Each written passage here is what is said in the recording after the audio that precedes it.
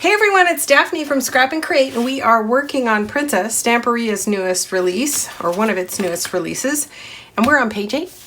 So page 8, I am going to make page 8 just like page 1, and I'll pull that back in real quick so you can see it.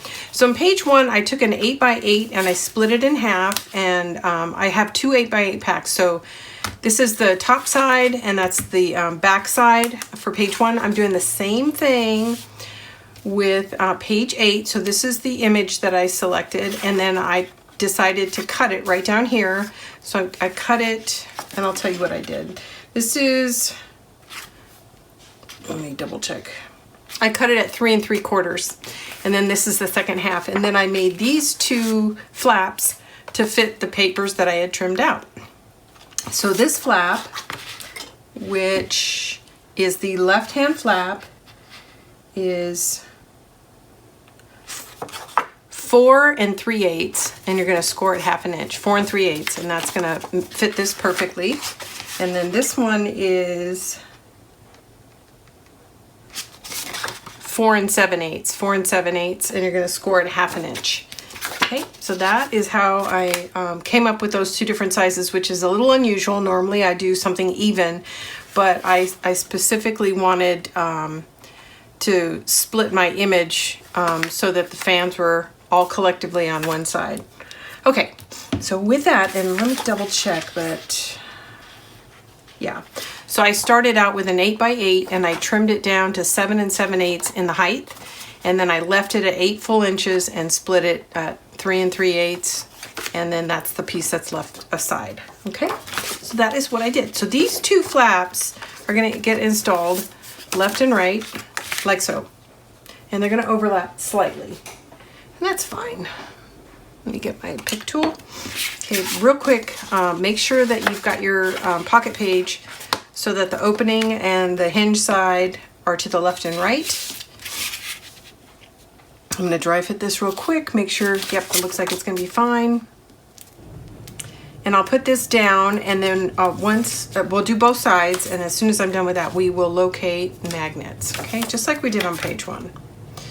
And you'll notice I was showing you the example of page 1. It's not finished. I haven't got the B side in, but it will be before. I'm kind of doing things out of order. By the time you see this, the B-side will have been covered. And I'm just letting you know, because sometimes I get those things in comments, and it's like, if you watch all the tutorials, you'll see that it got done, but if you're watching them in the order that I produced them or released them, you might think that I forgot to do the B-side. And that's okay. That's okay if you think that. Okay, now we're going to add our magnets, and we're going to put these as kind of a rule of thumb, and I just answered this question in YouTube. As a rule of thumb, I put my magnets on the B side, and the reason I do that is just because you're going to get some chafing on the opposing page, and it could, you know, mar the magnet just enough underneath the designer paper to show up. So that's kind of my rule of thumb. There are occasions when that doesn't work out, partly because I'm either doing some color blocking on this side, so I don't want to put my magnet in the center where I might have a black seam. In the case that I was answering on YouTube, it was because the flip side, the B side, was on an envelope tab, and I didn't want to line the envelope.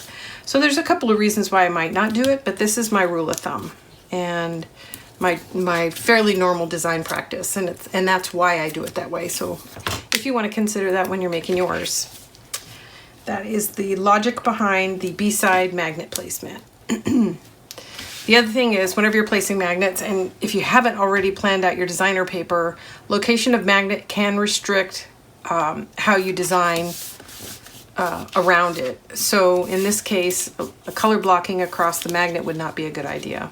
But I'm not going to color block. I know I'm going to put borders on the top and bottom and have the main piece be solid. But it's something to consider. A lot of times when I was just doing this early on, magnets were some of the last things that I did, and it would always be after I had figured out what my paper was going to be, and then I would add my magnets because I like to do a lot of color blocking. And I still do that. You guys just don't see me doing it. I'm doing it offline. I've made all those decisions before we sit down and we're placing magnets. So that's just a good tip for you as you're designing your own, if you so desire. Anyways, I hope everybody's doing good. It is hot and humid here in San Diego, especially in my craft room for some reason. But other than that, things are going pretty good. Okay, so I'm gonna do this side up because I'm doing the flaps with the reverse side. Where did I put my other flap? Here it is. So that's the A side and that's the B side, and I'm gonna put the B side up like this. So that is the current plan. So let's go ahead, since we have these magnets in, we can go ahead and add this. This is just a very simple page, 2 flaps, right? And I'll make the B side of the flaps a little more interesting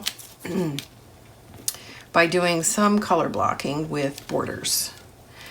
So on the 12 by 12 collection pack, and by the way, if I didn't say it already, both of these are from the 8 by 8 pack.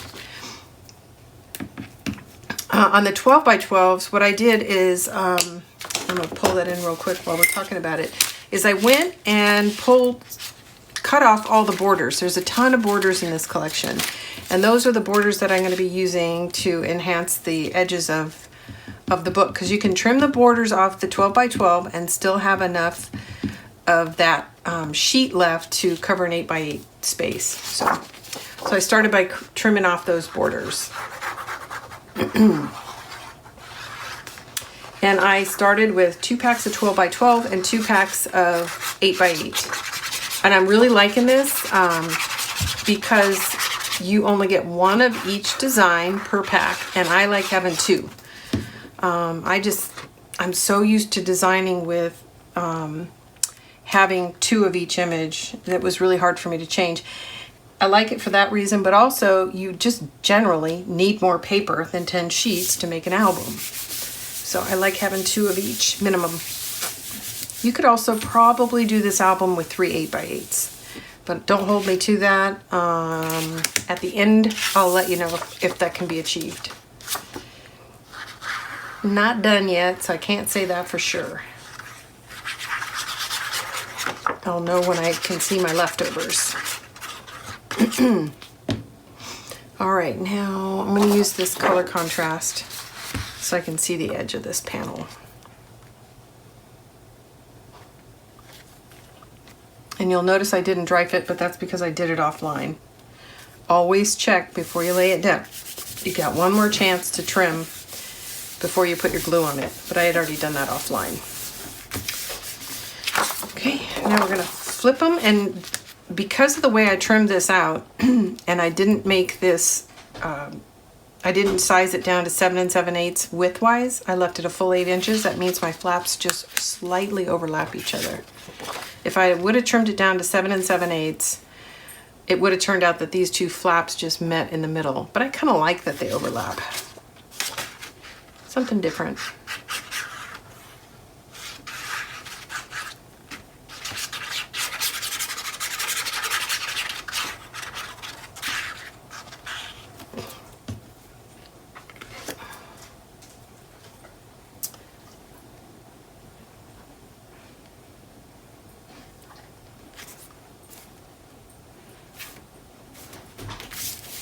There we go, that looks lovely. Okay, so that's it. So that's all I have for the moment. I'm gonna go away and trim out my B sides, and I'll be right back. And like I said, I'm probably going to trim out some of these borders and put on the top and bottom. And then, so I'll have something on the top and bottom and something else across the center. But I gotta do a little bit of planning. So I'll be back shortly to finish page 8. Hey everyone, it's Daphne, and we're gonna wrap up here on page 8. And I've got my B-side papers cut. It looks like I've got them inked. I just wanted to double check. And these are from the 8 by 8 collection pack. You don't have to do it this way, but that's the way it turned out for me.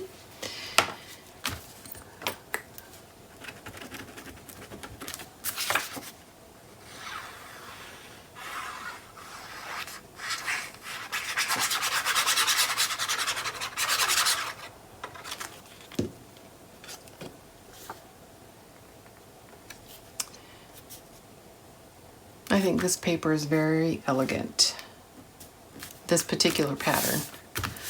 And this reminds me of the music collection. Parts of it do anyway, and I love this scroll. It's pretty paper.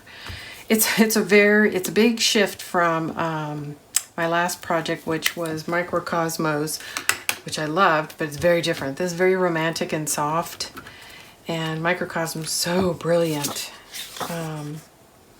Deep, deep colors, just very, very pretty, very springy. This feels very romantic.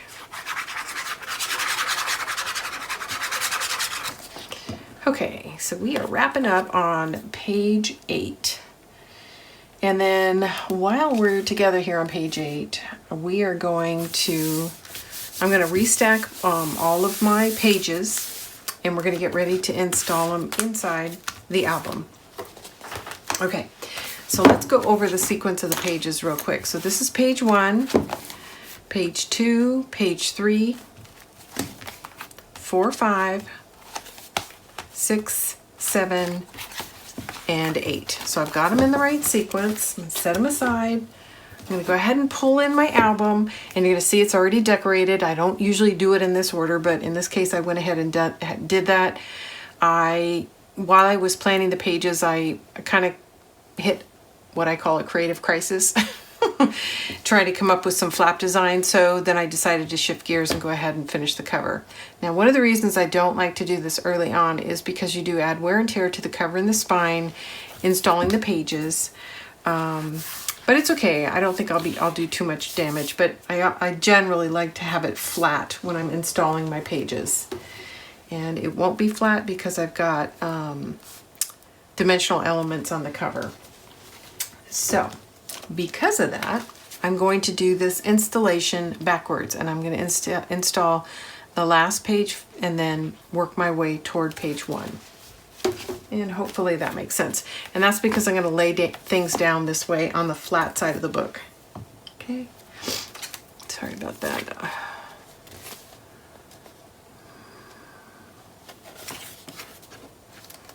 There we go.